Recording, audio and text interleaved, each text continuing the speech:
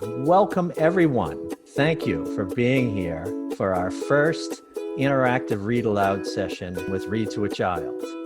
My name is Paul Lamoureux, and I'm the CEO of Read to a Child. Read to a Child is a national literacy and mentoring nonprofit that inspires caring adults to read aloud regularly to underserved children.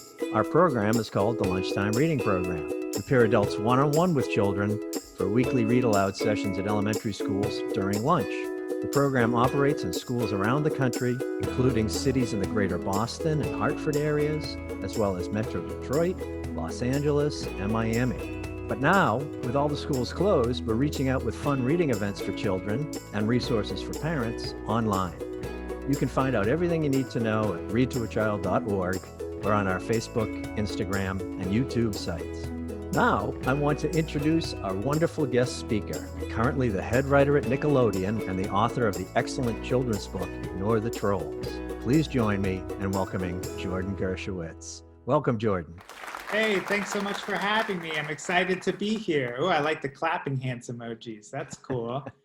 I'm so excited to be spending my lunchtime with everybody. So this is going to be really fun. And, for me as a writer, I really love to write really interesting characters. I've had the opportunity to work on shows like Sesame Street and Where's Waldo and Tom and Jerry. And today I'm going to be bringing you a story with some brand new characters that I created. And it's in a book called Ignore the Trolls. And the reason that I wrote this book is because I wanted to help kids understand and deal with internet bullies. And for those that aren't familiar with internet bullies, they're often referred to as trolls. And they are people that send messages on things like Facebook and Twitter and Instagram and any of the social media platforms that you or your parents or your brothers and sisters or cousins might be on. And they're always saying mean things. And it's important that when they do say those mean things, that you just ignore them, because the more that you ignore them, the less power that they have, and eventually they'll stop bothering you. So without much further ado, as you can see by my awesome castle background, we are going to be transported to a medieval world as we start Ignore the Trolls. Good morrow, and welcome to the majestic kingdom of Holly Hills. From the merry mermaids to the sincere centaurs to the energetic elves, Holly Hills is a place filled with the most wonderful, magical creatures. But it's not all rainbows and unicorns, for you see, Holly Hills has a dreaded curse. This land is overrun by evil, nasty trolls. And as you can see right here, here's some of our evil, nasty trolls that we're going to learn about. In addition to the trolls, this realm is also home to Tim the Timid. Right here. Hi, Tim. He's a boy too shy to dance with fairies, too nervous to play with giants, and too scared to pet fire-breathing dragons. And I don't know about you, but this dragon looks a little scary. I don't know if I would pet them either. While Tim may be meek, he has a great big heart. He shares his lunch with hungry gnomes. He helps Yetis with their homework, and he always jokes around with the lonely Cyclops. He looks really friendly, though. And Tim longs to cast his timidity aside. Every day he rides the bus and dreams of being a part of the bravest group at school, the Knights. For knights are without fear and display their valor on the jousting field. Loved by all, a knight would never be afraid of fairies or giants or fire-breathing dragons. And you can see right here the knights, and they're riding a pretty different looking school bus, but that's because they live in a time long ago. Maybe if I join the knights, Tim thinks, I'll become courageous just like them.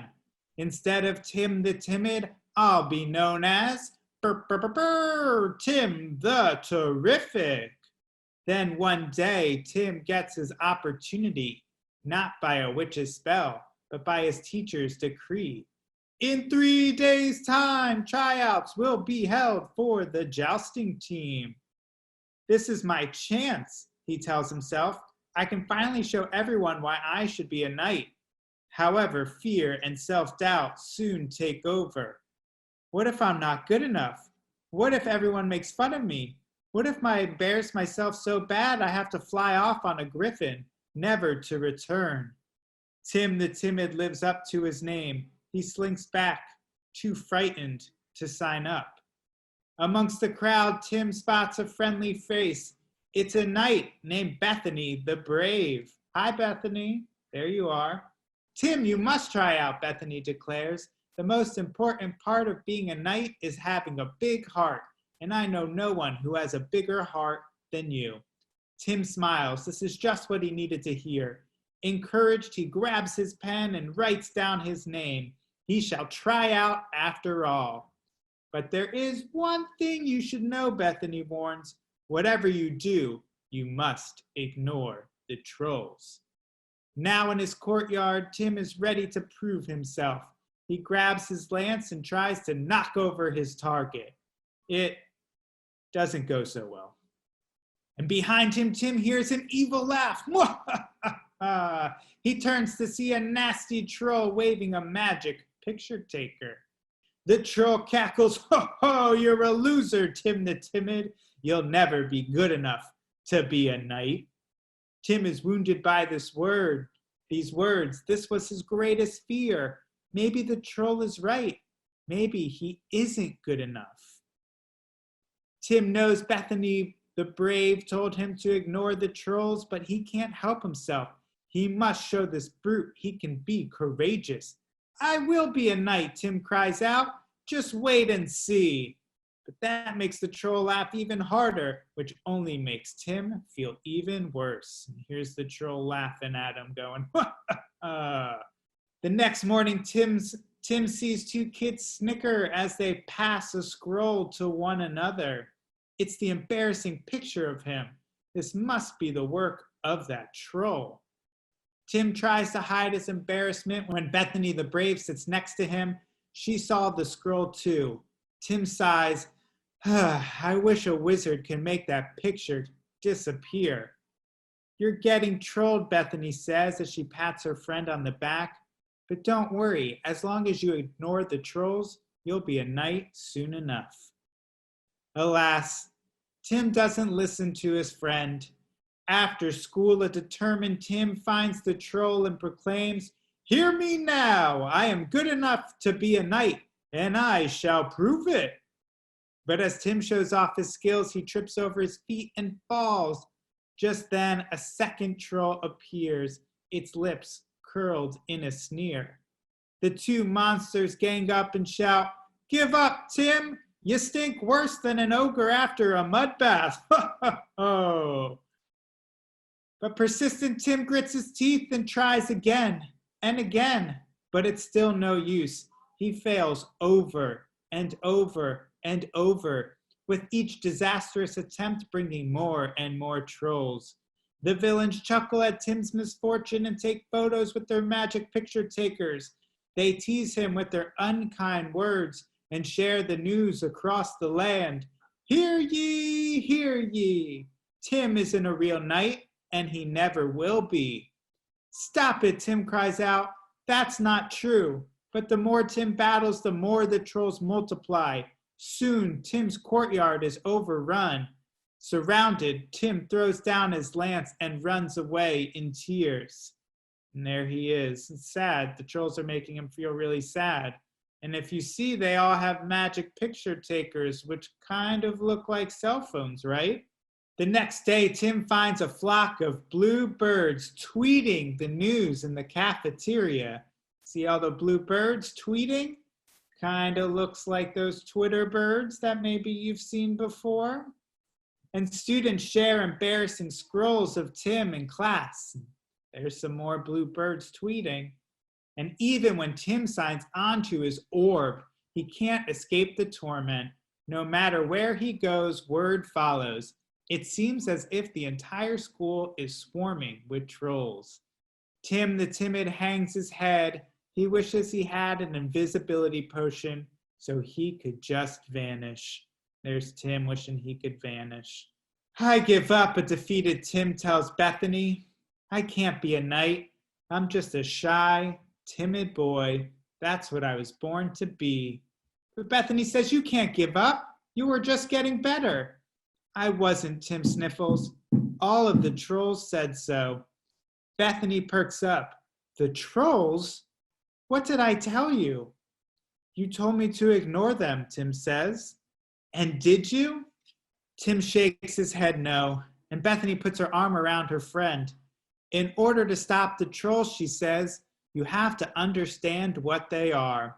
Trolls are mean creatures who enjoy making people upset by tearing them down, especially those who take risks and try something new. But the one thing you can't do is let them get under your skin. Ah, they can get under your skin, Tim screams. No, silly. I mean, you can't let them bother you, Bethany reassures. You know who you are, and that's most important. Just because the trolls say something doesn't make it true. How do you know so much about trolls, Tim asks. Bethany pulls a scroll from her bag. We can see it right here. I wasn't always brave, Bethany says. Before I joined the Knights, I was known as Bethany the Bashful. I was like you, and I also got trolled. Unfortunately, there's no magic spell to be rid of trolls forever, but you can make them disappear, Bethany says proudly. Tell me, Tim desperately exclaims. I must know how to vanquish them before the tryouts tomorrow. Bethany smiles and tells Tim if he wants the trolls to disappear, all he has to do is ignore them. The next morning, Tim is nervous. He's nervous as he rides the bus, he's nervous as he sits through class, and he's nervous when the final bell rings. It's time for the tryouts. On the field, Tim struggles to mount his horse. The trolls start to laugh. Oh no, here we go again. But this time is different. Tim doesn't listen to them. Just ignore the trolls, he tells himself. And here he is, just ignoring the trolls. And even though they're making all of these funny faces, Tim's not paying attention to them. And luckily he has good friends like Bethany here saying, ignore them and you can do it. And when he does start to ignore the trolls, something magical starts to happen. One by one, the trolls start to vanish until there's only one single troll left, the one who started it all. But it's no match for Tim's spirit. No mean names or tweeting birds or embarrassing pictures can stop Tim now. Tim wields his lance and knocks down his target. Huzzah! He did it. I knew you could do it, Bethany the Brave beams as she hands Tim his new jacket. Everyone, it is my honor to welcome our newest knight, Tim the Terrific. The gnomes and the yetis and the cyclops all erupt in applause, as do the fairies Tim was too shy to dance with, the giants he was too nervous to play with, and the fire-breathing dragons he was too afraid to pet. The entire realm now knows how courageous Tim really is. And Tim's dream may have come true, but he knows his quest is not over. While he overcame the trolls, others will not. And as a true knight, it's Tim's duty to help those in need. From this day forth, Tim swears, it'll be my greatest honor to protect those who are afflicted. We must spread the word far and wide. If we ignore the trolls, they will be powerless. So whether you live in the magical kingdom of Holly Hills or some other far away land, just remember the tale of Tim the Timid, for you have it in you to be terrific, no matter what the trolls say. The end. Thank you, everybody. I hope you enjoyed that. Thank you so much, Jordan. That was wonderful. And I think we might have a few people that might have some questions for Jordan and that are watching right now. So I'm going to start with, let's see, does Juniper want to ask Jordan a question? Yeah. Go right ahead. Great. Hi, Juniper. What's a griffin? What's a griffin? That's a great question. It's a mythical creature. It's like a half lion, half eagle type thing that you can fly on. And it shows up in a lot of old-timey story tales. I did not know that. I couldn't have answered it. Yeah, it's a really cool creature. You should take a look afterwards. Maybe you can find one in the book, or maybe it's something that you and your mom can investigate online and see some pictures of. Yeah. Thank you, Jordan. Mario, do you want to ask a question? No? You don't have any? Do you have a question for Jordan? No. Oh, are you sure? Thank you for reading. No. Okay. Thank you for being here. I have a question for Jordan from somebody that texted in. They wanted to know why you wrote this book to begin with. That's a great question. So what inspired me to write this book is that a friend of mine had mentioned they were getting trolled on the internet. And that means that when they were posting pictures or stories online, there were a bunch of people that they didn't know who were writing mean comments. And my friend didn't know why these people were writing all of these mean comments. And when I heard the word troll, you know, in regards to an internet troll, I immediately imagined these little green creatures that live under bridges, and they were typing angry comments on their computers. And, you know, while that wasn't really what it was, the idea of trolls on their computers was something that kind of made me chuckle a little bit. It made me laugh. But while the subject of while the subject of cyberbullying is no laughing matter, this idea of the trolls did make me laugh. And it was something that, you know, was in my mind for a while. And for a few weeks, I looked to see if anyone had ever done a book about trolls and internet bullying. And I didn't really see anything out there that tackled the subject in a way that I wanted to talk about it. And so as a TV writer, I thought originally about maybe making it a TV show. But then the idea came to me that this could be a really, really fun picture book.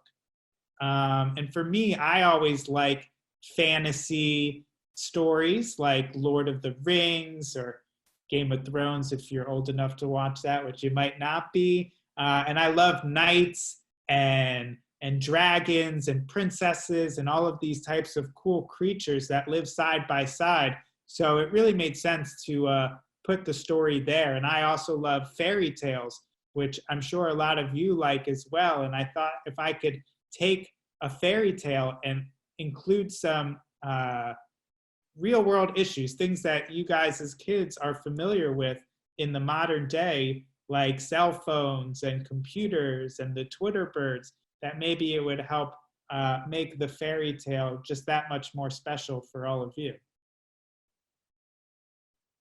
Excellent, thank you. Another question that I've had texted to me is, how did you become a writer to begin with?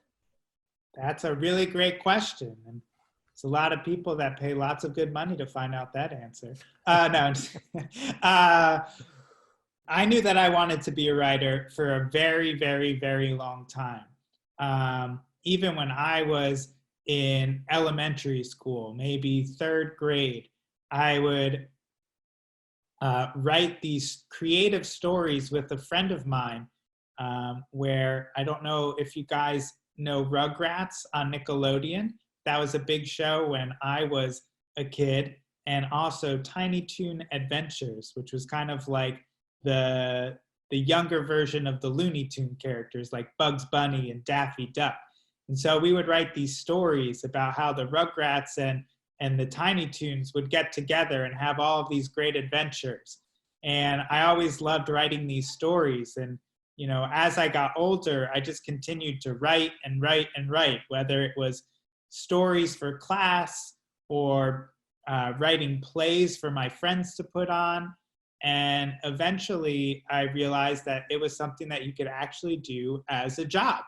So I went to school, and when I went to college, it's something that I studied, and I continued to practice and practice and practice, and kept writing and writing and writing. And then eventually, once you do it long enough and you get good enough to be a professional writer, then there's a lot of companies that you can potentially work with, like the great people at Sesame Workshop who do Sesame Street and Nickelodeon and Disney. And I was able to convince them that I should get to play a little bit with their characters. And they've been so kind as to let me do that. That sounds amazing. What a great job that must be. It's a very fun one. Two more questions to ask you before we wrap up, and thank you very much for your time. One of the questions was, do you have a friend like Bethany the Brave? I have a lot of friends like Bethany the Brave, and I think it's important to have friends like her, people that are willing to stand by you no matter what, and will always be your friend no matter what you do or what you like to do, and will never make fun of you. And a friend that will also be there where if you are getting made fun of, they'll stand by your side and tell you it's okay and help you through any of the tough times that you might be going through in life. And I think it's also important for us to all be like Bethany the Brave and to be that type of friend for other people as well. Fantastic.